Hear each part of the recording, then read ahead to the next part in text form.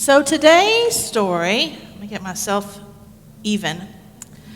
Today's story is one of the most beloved and well-known parables Jesus ever told. You probably know it well as the parable of the prodigal son.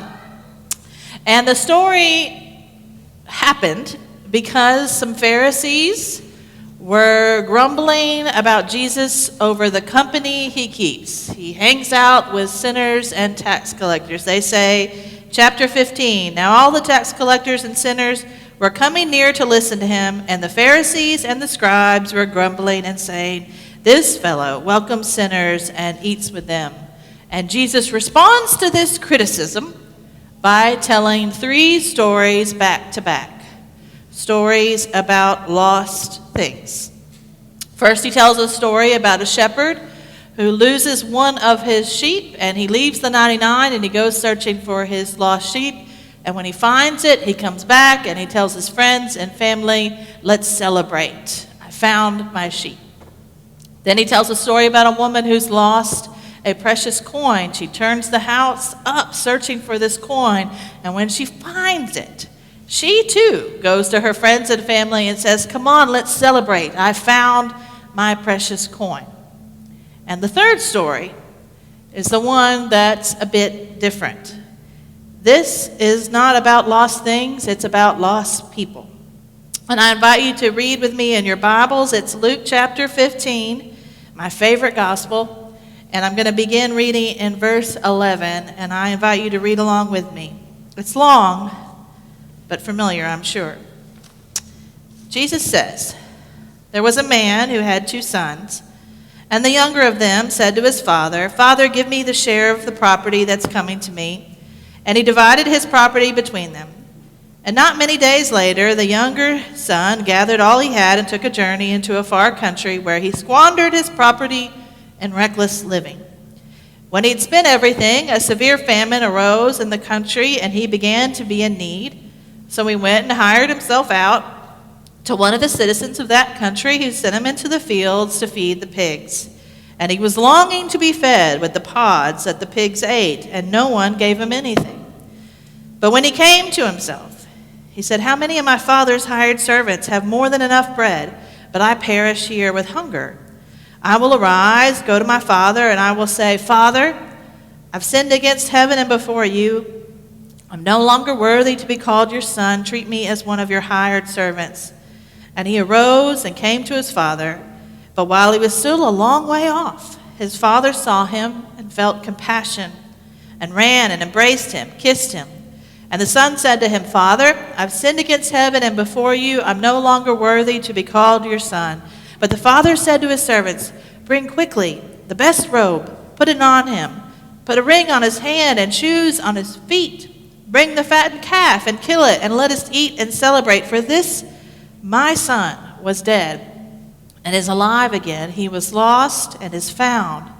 And they began to celebrate. Now his older son was in the field, and as he came and drew near to the house, he heard music and dancing. And he called one of the servants and asked what these things meant. And he said to him, your brother has come, and your father has killed the fattened calf, because he has received him back safe and sound. But he was angry and refused to go in. His father came out and entreated him. But he answered his father, look, these many years I've served you. I never disobeyed your command. Yet you never gave me a young goat that I might celebrate with my friends. But when this son of yours came, who has devoured your property with prostitutes, you killed the fattened calf for him? And he said to him, Son, you are always with me, and all that is mine is yours. It was fitting to celebrate and be glad, for this your brother was dead and is alive. He was lost and is found. Now, last Sunday I mentioned that Jesus loved to tell stories about everyday things and everyday people. And today we have a story that we can certainly all relate to, family. We all have family. Love them, be annoyed by them. We all have family. Maybe your family puts the fun in dysfunctional. Who knows? We all have family. And this family today has their own issues. And the trouble starts when the younger son tells his dad he really wants what's coming to him. He wants his money now while he's still alive.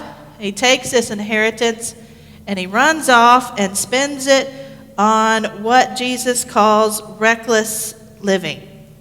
Wasn't that nice of Jesus to leave it all above the fray? We know what reckless living is. It's not rated PG. It was nothing to write home about. And what this son did to leave his family in a time and place, a society that was built around family. You needed each other to survive. You depended upon each other. And this son just left them all. There was no going to make a name for yourself in those days. Your family was your name. So when this son takes this inheritance and spends it all on reckless living, it was worse than death. The shame of it to this family. And he ends up out of money and out of luck. When trouble comes his way, he has no one and nothing, and he ends up living and working among the pigs and being really hungry. If this isn't a rock bottom for a first century Jewish guy, I don't know what is. He's hungry. And he begins to tell himself, you know what? My dad's servants are living a whole lot better than I am. And so I'm going to go back. And I'm going to say, I have sinned against heaven and you, and I'm no longer worthy to be called your son. Treat me as one of your hired servants. He practices this speech before he even goes. But I don't know if you've noticed, but it wasn't exactly his conscience that made him go back. It was his belly. He was hungry. That's what motivates him. And so he heads back, and before he's even home, his father spots him in the distance, and what does his father do?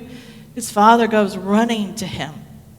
This patriarch of the family that's been wronged goes running to him, hugs him, kisses him. He starts to do his speech. Father, I've sinned against you. I'm no longer worthy to be called your son. And he doesn't even get to finish before his dad is telling folks to go get the robe, go get the family ring, get some shoes for his feet, because only servants are barefoot, and kill a fattened calf, because tonight we are going to celebrate with everybody. My son was lost and now is found, was dead and now alive. And to feel the grip of the burden, did he even realize the weight he carried, the guilt, the shame, to mess up so royally? Did this son even recognize what he was carrying until he saw his father come running towards him? It's grace. It's grace. And he didn't deserve it. And we could wrap up the whole story there. We could roll the credits on this beautiful story, a happy ending for all. But that is not the end of this story, because there's an older brother. And what is the older brother doing? He's working out in the fields, taking care of things. He's doing what he's always done. And he sees the commotion going on back at his house, and he asks somebody, what's going on? And they say, hey, your dad's having a party. Your brother's come back. They've killed a calf. It's going to be a big time. And this brother is furious. A party? He can't believe it. He comes home and he gets a party. He's the one who stayed. He's the one who's done all the right things. Where's his party? Where's his party? Would you go to that party? Would you want to be invited at that party? And what kind of dad is this? His dad didn't make him beg or plead. He didn't say, I told you so. He didn't give one of my favorite speeches that begins, there are consequences for our actions. Nope. Not even make him sit at the servants' table or set up a payment plan for him to begin paying back what he's taken. You know what? Dr. Phil would have a field day with this father. His brother, his dad might be a pushover, but he's not. He's not going to that party. He knows what's right. He knows what's wrong. And he's standing out in that yard, and he's listening to the music going on back at the house, and he's furious. A calf. He's never even got a goat. It's a big party. He's never got a single party. And his dad is at the party, but he notices his older son is not there. And he goes out to look for him. He's searching again. And this time he finds his son out front in the yard, and when he sees his dad, he lets him have it. That son of yours, he calls him. If you notice, he's not going to claim any family to him. He's not his family. That son of yours comes home, and you throw him a party. How could you? And the father standing out in the yard says, "Son, all that I have, all that I am is yours, but I had to celebrate. I had to. Your brother, he was lost and now is found. He was dead and now alive." You see, Jesus tells this story about a father with two sons, and he loves them both. Of all three stories that Jesus tells about lost things, I happen to think that Jesus ends this one a little unfinished. It ends with the party going on inside the house, the younger son sitting there in the family robe, toasting to a new day, shocked and in awe of his welcome, while the father and the older son are standing in the yard, and the father's begging him to come. This week I was thinking about my own family growing up, because I don't know if it's just something about us or maybe it's every siblings. Happen to be the oldest of two brothers. And when we were growing up, all three of us were consumed with fairness. If you did for one, by golly, you better do for all. And we had all kinds of ways of policing our parents to make sure they were measuring up.